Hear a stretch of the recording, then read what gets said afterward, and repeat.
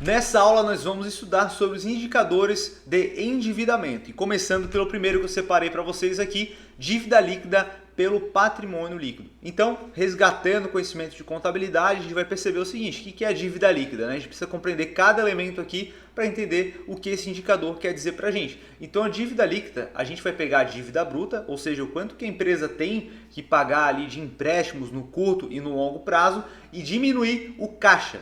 Com isso a gente chega na dívida líquida. E a gente vai pegar a dívida líquida e dividir pelo patrimônio líquido. Se você lembra, patrimônio líquido é igual ao capital próprio da empresa, tá? E aí a gente percebe que o objetivo é encontrar o endividamento em relação ao capital próprio e a capacidade de cobrir as dívidas em caso de dificuldade financeira. Então a gente tem um exemplo aqui, tá? Então vamos supor aqui, dívida líquida de R$200 mil, patrimônio líquido de 500 mil. Então esse indicador vai trazer aqui 0,4, que também é conhecido como 40%, tá? Então a dívida líquida representa 40% do capital próprio da companhia, tá? E aí a gente percebe que quanto menor o índice, menor o endividamento em relação ao patrimônio líquido e por consequência menor o risco. E a gente precisa levar em consideração também que algumas empresas elas se financiam muito mais com capital de terceiros. Então a gente precisa olhar para outros indicadores para tomar uma decisão melhor, tá? Para ter uma visão mais clara da empresa.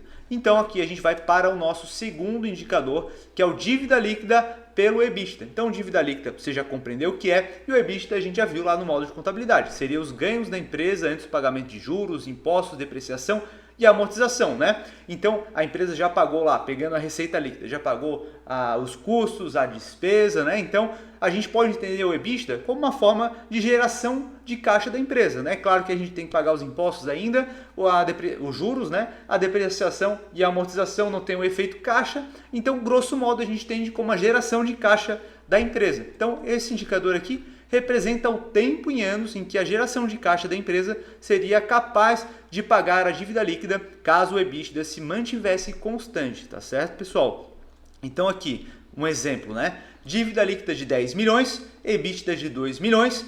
Então esse indicador aqui está representando que a geração de EBITDA vai demorar 5 anos para pagar a dívida líquida, caso se mantivesse constante aqui em 5 vezes, tá? Então aqui a gente percebe, né? Pô, então essa dívida é alta ou baixa? Vai depender aqui da taxa de crescimento do EBITDA. Então um exemplo aqui, tá? Não reflete esses números aqui, tá? Mas eu peguei aqui números da WEG, tá? Números da WEG, a WEG ela não tem dívida, tá? Ela tem um endividamento, mas ela tem muito mais caixa. Então esse endividamento aqui, a dívida líquida pelo EBITDA vai ser negativa, tá? Então a gente percebe o seguinte, imagina, vamos supor que lá em 2016 a WEG tinha esse dívida líquida pelo EBITDA aqui de 5 vezes.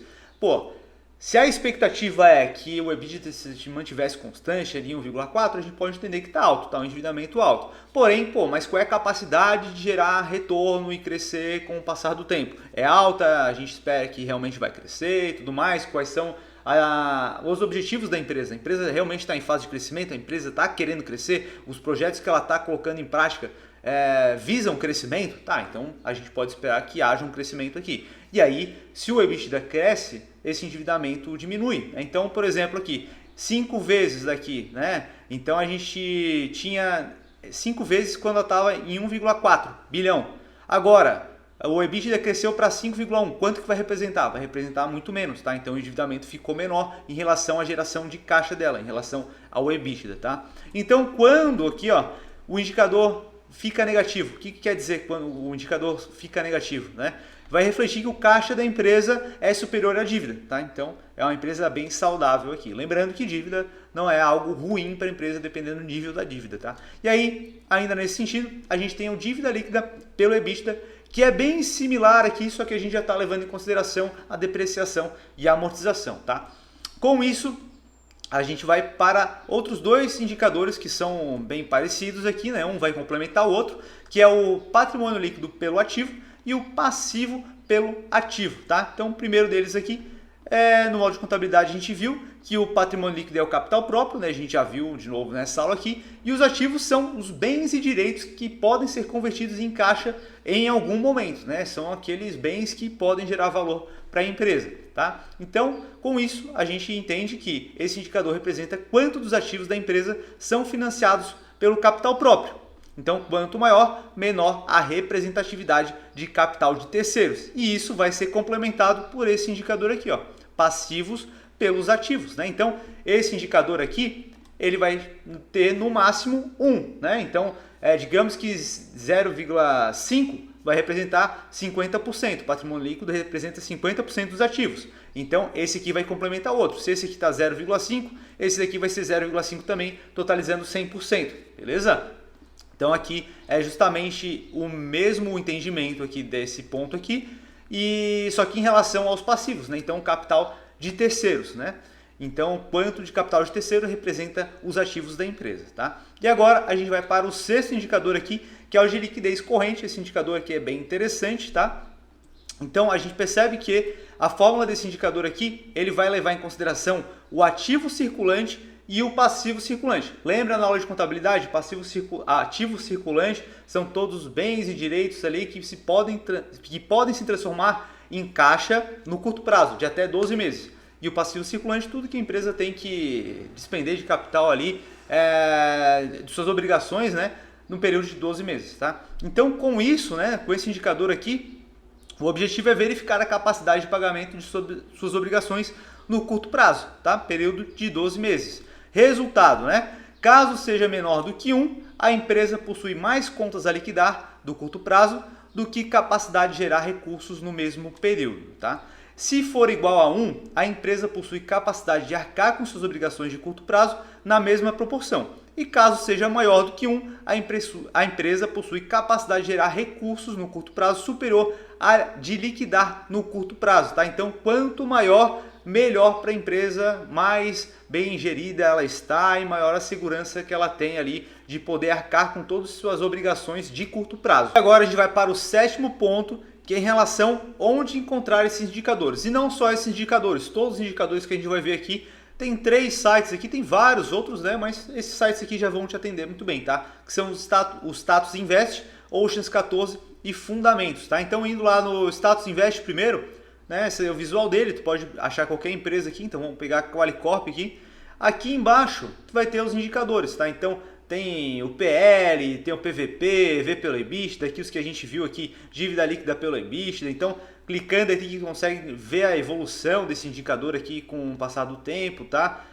Passivos pelos ativos, aqui tu consegue ver a evolução, consegue colocar aqui em barras também, tá? Então, dá uma olhada aqui no site e tal. Primeiro assiste todas as aulas aqui do módulo e depois tu começa a explorar aqui, entender como que funciona, tá? Então, tem várias formas de visualizar, tu pode botar em histórico aqui também, tá? Então, brinca aqui no site aqui para compreender mais como as coisas funcionam, tá? De forma bem similar, a gente também tem o Oceans 14, né? Então, tu pode selecionar aqui, por exemplo, Ambev, a gente vai ter vários números aqui, né? Receita da empresa, os indicadores estão aqui, né? Então, da mesma forma lá, a gente tem de forma histórica aqui.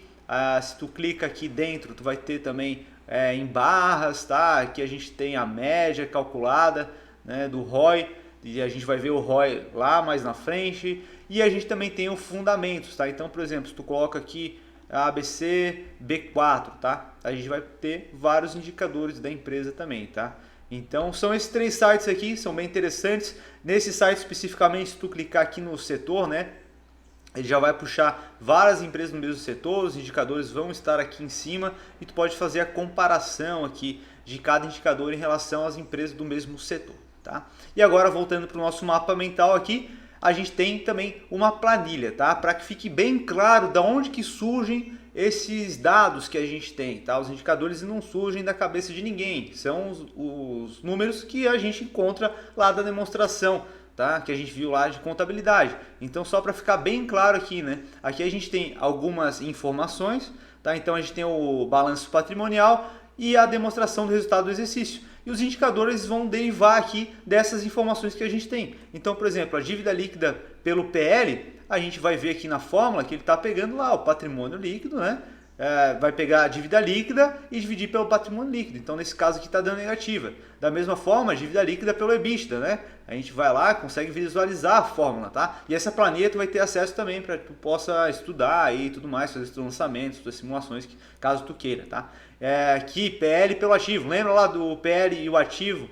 e o passivo pelo ativo, eles têm que somar 1, né? Então perceba aqui, né? 0,54 mais 0,46 vai somar 1, né? 100%. Então a liquidez corrente também. Então, por exemplo, aqui a gente está com dados da PetroRio, né? A cotação está de hoje, né? Estou gravando dia 23/12, mas esses dados aqui para facilitar, eu peguei os dados de 2021, do consolidados de 2021, já que ainda não fechou o quarto trimestre de 2022, tá? Então, só para que a gente possa estudar aqui, tá? Esse número não vai refletir a realidade atual, porque a cotação está diferente e tudo mais, tá? Valor de mercado, etc.